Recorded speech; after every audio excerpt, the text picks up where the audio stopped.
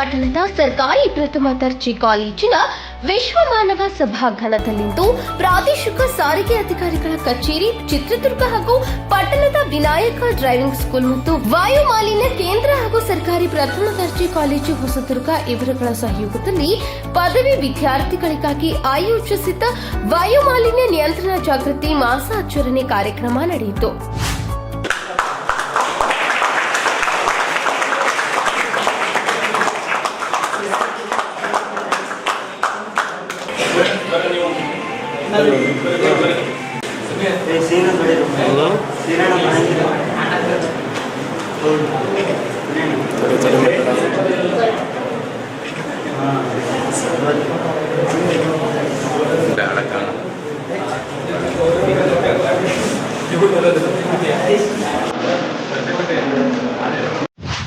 ಕಾರ್ಯಕ್ರಮವನ್ನು ಉದ್ಘಾಟಿಸಿದ ಬಳಿಕ ಚಿತ್ರದುರ್ಗ ಹಿರಿಯ ಮೋಟಾರ್ ವಾಹನ ನಿರೀಕ್ಷಕರಾದ ಪಿ ಮಂಜುನಾಥ್ ರವರು ಮಾತನಾಡಿ, ಮೋಟಾರ್ ವಾಹನಗಳ ಸಂಚಾರದಿಂದ ಮತ್ತು ಅವುಗಳು ಹೊರಸೂಸುವ ಹೊಗೆಯು ವಿಷಾನಿಲಗಳಿಂದ ಕೂಡಿದ್ದು ವಾತಾವರಣವನ್ನು ಕಲುಷಿತಗೊಳಿಸುತ್ತದೆ ಹಾಗೂ ಜೀವರಾಶಿಗಳ ಮೇಲೆ ದುಷ್ಪರಿಣಾಮವನ್ನುಂಟು ಮಾಡುತ್ತವೆ.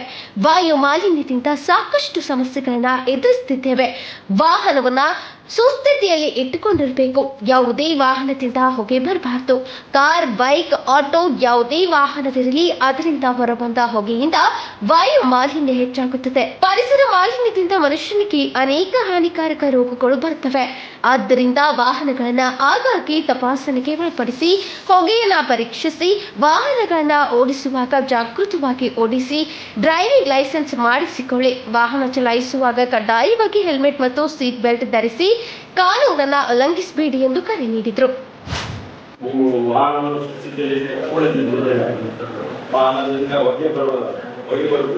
ಪೆಟ್ರೋಲ್ ಇಂದ ಕಾರ್ಬನ್ ಮಾನಾಕ್ಸೈಡ್ ಬರ್ತದೆ, ಡೀಸೆಲ್ ಬಾಂಬ್ನಿಂದ ಕಾರ್ಬನ್ ಡೈಆಕ್ಸೈಡ್, ಕಾರ್ಬನ್ ಅತಿ ಹೆಚ್ಚು ಹಾನಿಕಾರಕ.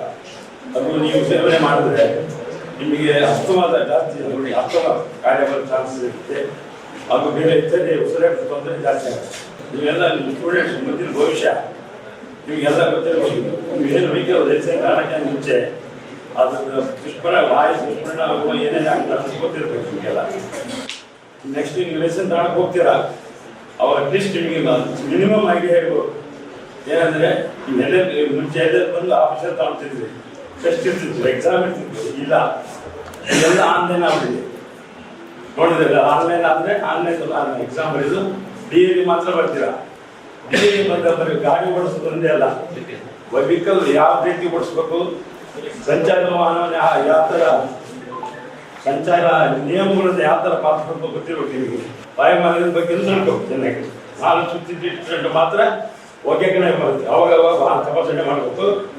ಹಾಗೂ ವಾಯು ಮಾಲಿನ್ಯ ಇದ್ದಿದ್ದು ತಪಾಸಣೆ ಇರುತ್ತೆ, ಅದನ್ನು ಮಾಡಬೇಕು. ಫಸ್ಟ್ ಲೈಸೆನ್ಸ್ ತಗೊಳ್ಳಿ, ಕಲ್ತ್ಕೊಳ್ಳಿ, ಓದ್ಕೊಳ್ಳಿ, ಲೈಸೆನ್ಸ್ ತಗೊಳ್ಳಿ. ಎಲ್ಲರೂ ಲೈಸೆನ್ಸ್ ತಗೊಂಡೇ ಓಡಿಸಿ.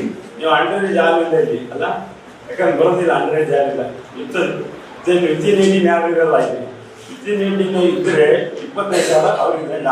ನಿಮ್ಮ ತಮ್ಮ ಏನಾರು ಓಡಿಸ್ತಾ ಅಂದರೆ, ನಿಮ್ಮ ತಮ್ಮಗೆ 18, ಅವ್ನು ಓಡಿಸ್ತಾ ಅಂದರೆ ಅವ್ನಿಗೆ ನಿಮ್ಮ ಅಪ್ಪನಿಗೆ 25,000 ದಂಡ, ಅವನಿಗೆ 25,000 ದಂಡ. 50,000 ನಿಮ್ಮ ಅಪ್ಪನ ದುಡ್ಡು ಒಟ್ಟು.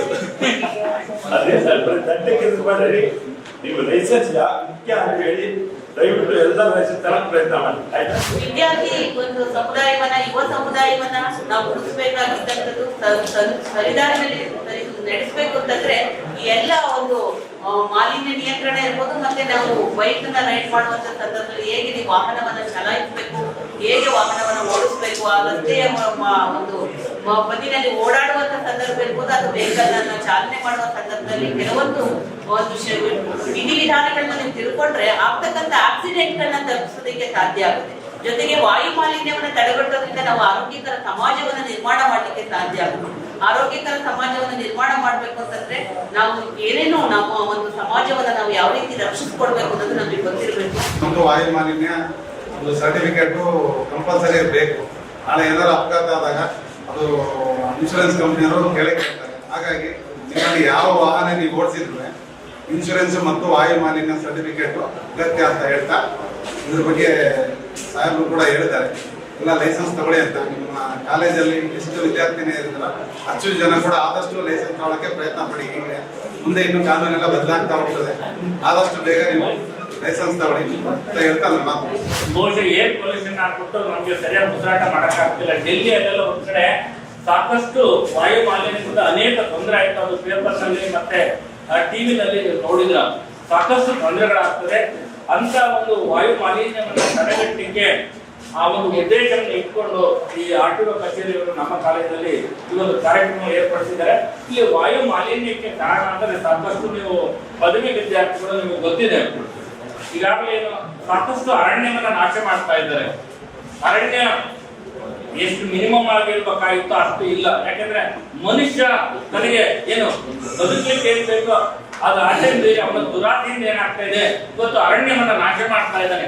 ಈ ಅರಣ್ಯ ನಾಶದಿಂದ ಏನಾಗ್ತದೆ, ಆ ಪರಿಸರ ನಾಶ ಆಗ್ತದೆ. ಅರಣ್ಯ ನಾಶದ ಅರಣ್ಯದಲ್ಲಿ ಇರ್ತಕ್ಕಂಥ ಜೀವಿಗಳು, ಬೇರೆ ಬೇರೆ ಸಸ್ಯ ಸಂಪತ್ತು ಮತ್ತೆ ಅದರಿಂದ ನಾಶ ಆಗ್ತದೆ. ಈ ಅರಣ್ಯ ನಾಶ ಆಗೋದ್ರಿಂದ ಏನಾಗುತ್ತೆ, ನಮಗೆ ಸಿಗ್ತಕ್ಕಂಥ ಆಮ್ಲಜನಕದ ಪ್ರಮಾಣ ಕಡಿಮೆ ಆಗ್ತದೆ.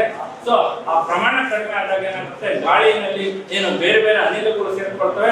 ಸೇರ್ಕೊಂಡಾಗ ಏನಾಗುತ್ತೆ, ಸಹಜವಾಗಿ ತೊಂದರೆ ಆಗ್ತದೆ.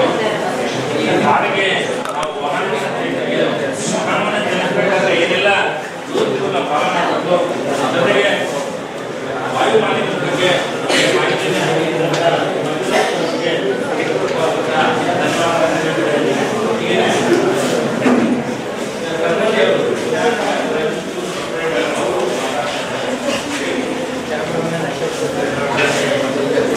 ಯಾವುದೇ ಹಳೆ ವಾಹನಗಳು ಬಳಸಬೇಡಿ. ಈಗಿನ ಏನಿದೆ ಆದಷ್ಟು ಅದನ್ನೇ ಬಳಸಿ. ಅದು ದೂರದ ಪ್ರಯಾಣ ಮಾಡುವಾಗ ಆದಷ್ಟು ಒಬ್ಬೊಬ್ಬರೇ ಎಲ್ಲೋ ಹೋಗಬೇಡಿ. ಯಾಕಂದ್ರೆ ಈ ಸರ್ಕಾರಿ ಎಲ್ಲ ನೀವು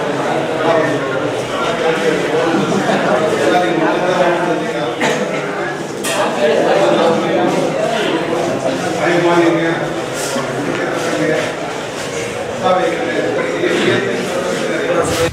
ಇನ್ನು ಈ ಕಾರ್ಯಕ್ರಮದಲ್ಲಿ ವಿನಾಯಕ್ ಡ್ರೈವಿಂಗ್ ಸ್ಕೂಲ್ ಮಾಲೀಕ ಸಮ್ಮತಿ ಜೈನ್, ಪ್ರಥಮ ದರ್ಜೆ ಕಾಲೇಜಿನ ಪ್ರಾಂಶುಪಾಲರಾದ ಭ್ರಮರಾಂಭ, ಉಪನ್ಯಾಸಕರಾದ ನಾಗರಾಜ್ ಹಾಗೂ ನೂರಾರು ವಿದ್ಯಾರ್ಥಿಗಳು ಭಾಗವಹಿಸಿದ್ರು.